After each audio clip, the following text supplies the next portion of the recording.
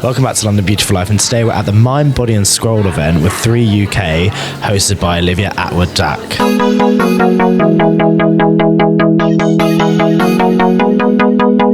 Hello, how are you? I'm very well, how are you? Yeah, great, thank you. So how did this campaign come about with 3UK? So I have partnered with 3UK for this Mind, Body and Scroll event and the activation of the last couple of weeks we've been doing in helping people to form better connections in their network.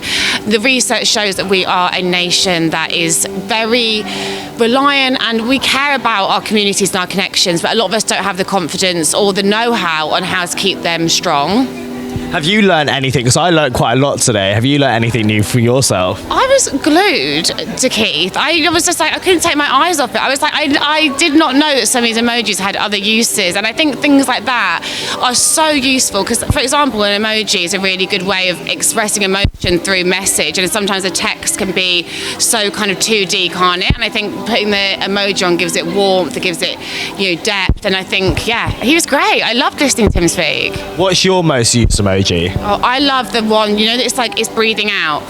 It's like, but I can do it when I'm tired, like, what a day. Or my friend will send me a pair of shoes and I'll be like, ooh, they are, amazing. I love it. It's really underrated.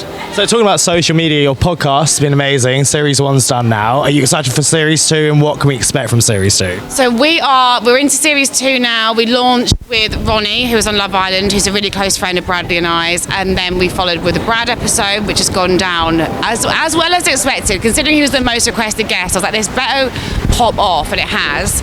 And I've got some really amazing guests coming. I've got Katie Price is coming up, Jamila Jamil.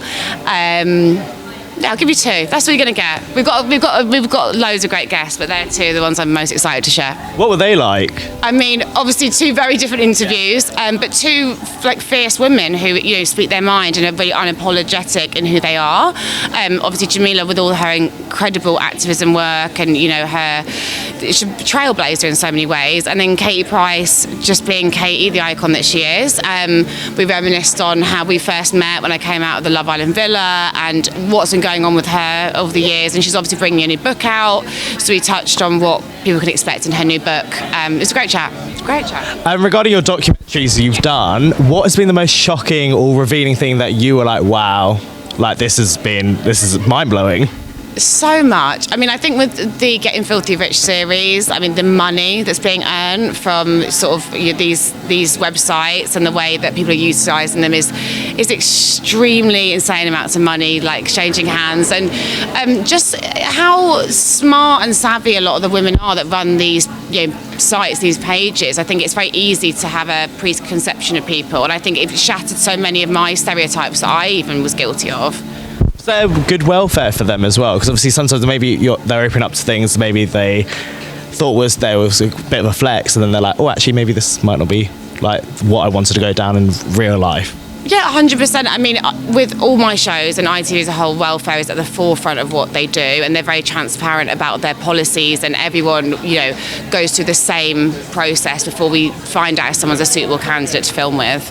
Amazing. And then your dogs, obviously if anyone wants to get a rescue dog, what advice would you give them? And also, were your dogs, when you got them, do they warm up to you really fast? So, to answer your first question, obviously I would always implore adopt, don't shop, because I just think it's the most rewarding thing you can do. We have a massive crisis in this country with dogs needing homes. Don't underestimate that, you will get back what you put in, but it's not easy, and it's something that you should go into fully prepared. Definitely instruct the help of a dog behaviourist or a trainer where you can, and just do research.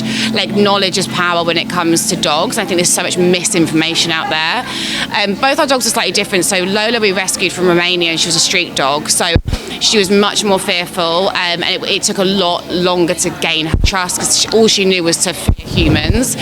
Stitch, who's our Rottweiler, came from South Wales, and she was in a terrible state when she came to us, but she hadn't lost the trust in humans, so it was a lot easier to build a bond with her. It was just more about getting her back to full health because she was so sick. But yeah, the best thing I've ever done in my adult life, 100%. Amazing. And then lastly, what can we expect for you for the rest of the year? This is a very, very big year. We're already halfway through it, but the second series of the pod obviously in full swing, and then we have a new format coming to ITV, a dating show that I am hosting, which is a debut for me in that role, which I'm very excited about, and hopefully some more documentaries along the way. Amazing. Thank you so much for your time. Thank you very much. Nice to meet you.